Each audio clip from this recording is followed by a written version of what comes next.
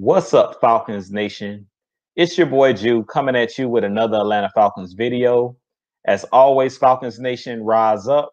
In today's video, I want to talk about will our Atlanta Falcons overcome injuries this season? But if you're new to the channel, please hit that subscribe button, hit that notification bell so you'll know when I've done Atlanta Falcons content.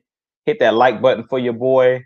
I appreciate you guys continuing to tune into the channel. I appreciate you guys continuing to help me grow the channel. But as always, let's jump right into the video. So it seems like the last couple seasons, our Atlanta Falcons have really been battling injuries, and it looks like so far this season it's the same song and dance. We're experiencing the same exact thing that we've experienced in 2018 and in 2019.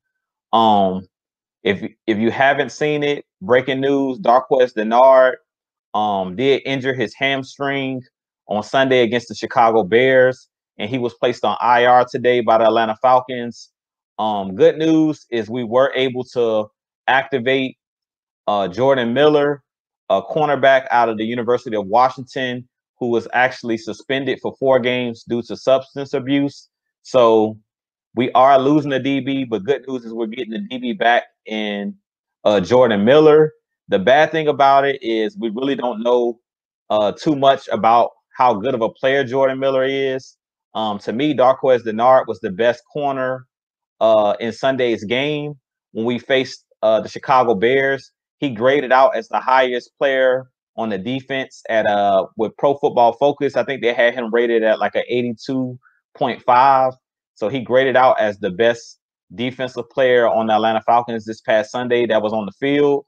And he really balled out on Sunday. He had an interception in the end zone and saved a touchdown against Allen Robinson.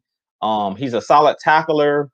Darqueze Dennard is one of those players. When he was in Cincinnati last year, he graded out as the top nickel corner in the game by Pro Football Focus. So he is one of those guys that is a solid tackler, is a savvy veteran, a good tackler, in that slot position. And you really do need, good tacklers in the secondary and good tacklers to be able to come up in the run game. And I love defensive backs that are willing to come downhill and make tackles. So we're really going to miss Darqueze Dennard being placed on IR. From what I heard, the new rule is you don't have to be out for 8 weeks anymore. He only will have to be out for 3 weeks. So he only had to sit out for 3 weeks. I don't know how long it's going to take him to return from this hamstring injury.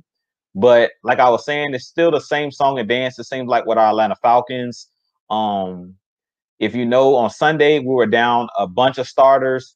Foye Laquan, the standout linebacker, he was out with a hamstring injury. Now Darqueze Dennard is down with that hamstring as well. Julio Jones is another player that's battling a hamstring injury. He sat out on Sunday against Chicago.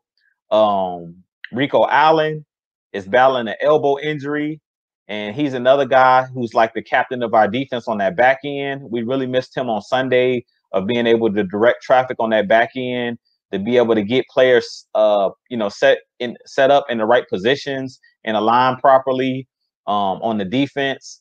He's one of those veteran guys that's very savvy, very smart, and he's a Swiss Army knife type player as well, who can also not only play the safety position, but Ricardo Allen can play the box safety position, the free safety position, and he also can go man-to-man as a corner because he came into the league as a cornerback. So I really feel like this is another season where we're battling a ton of injuries. Tack McKinley is another player who's been battling injuries pretty much his whole career with his shoulders. But this year, he actually pulled his groin against the Dallas Cowboys in week 2. So he was another player that was out on this past Sunday.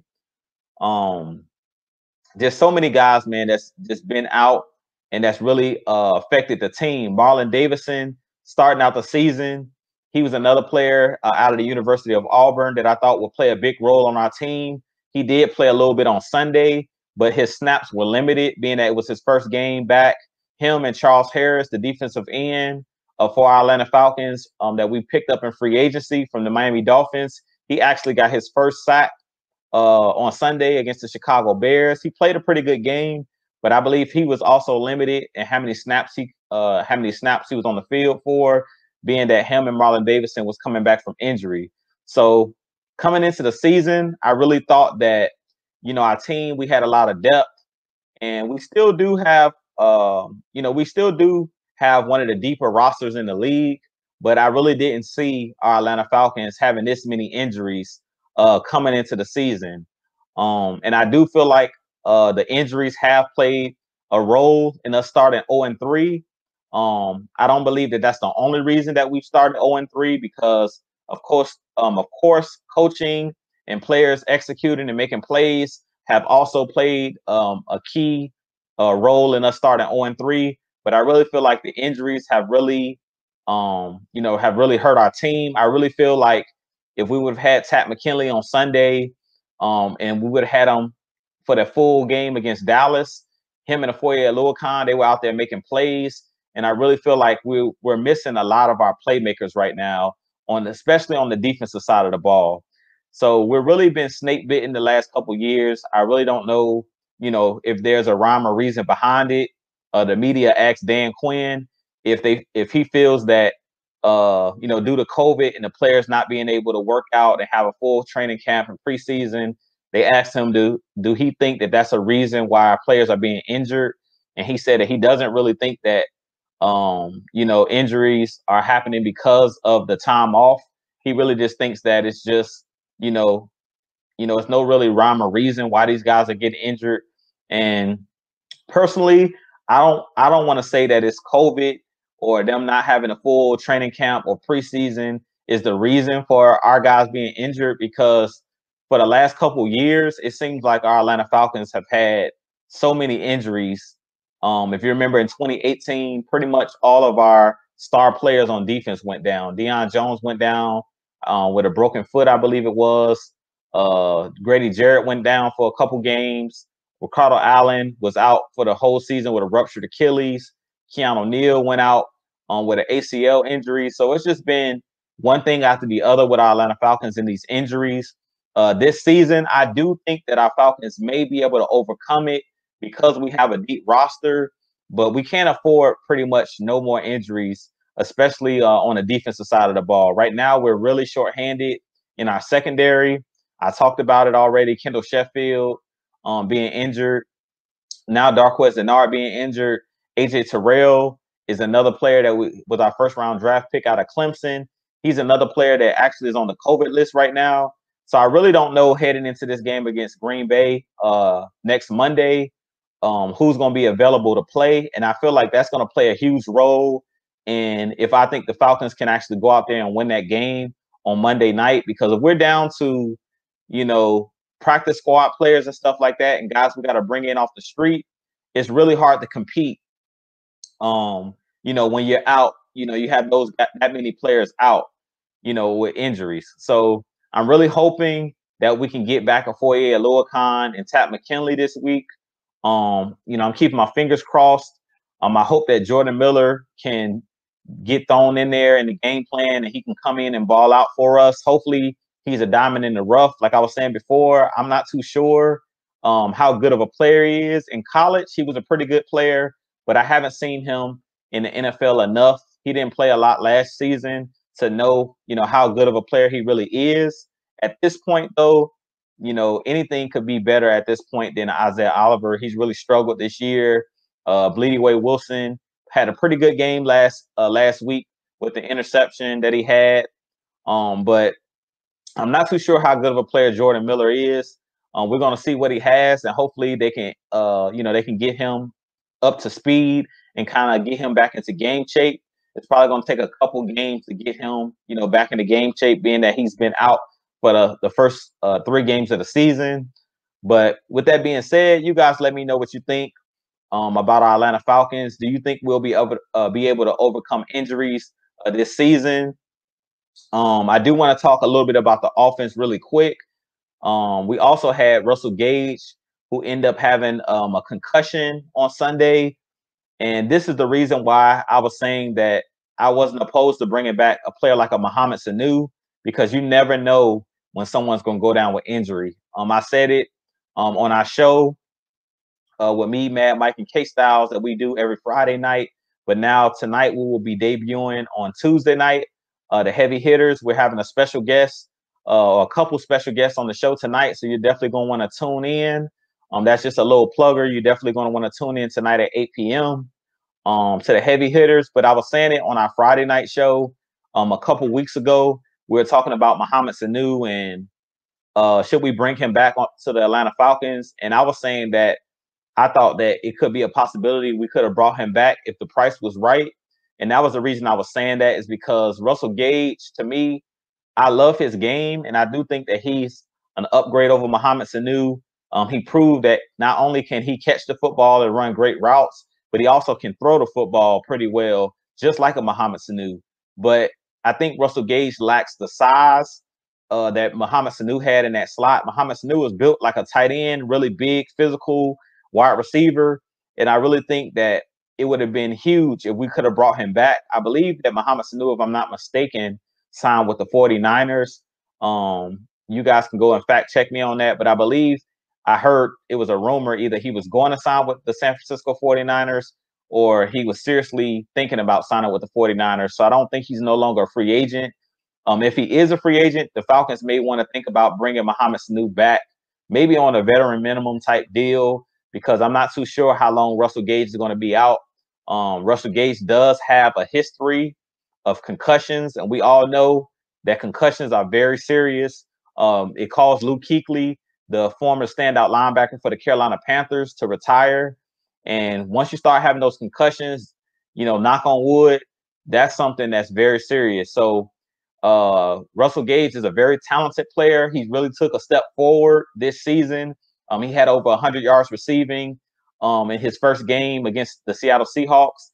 But he's a player that is very slender, a smaller type player. So he's really going to have to learn how to catch the ball and get down when he's coming across the middle, because he's not a guy that can sustain taking big hits and stuff like that, because he's not the biggest guy.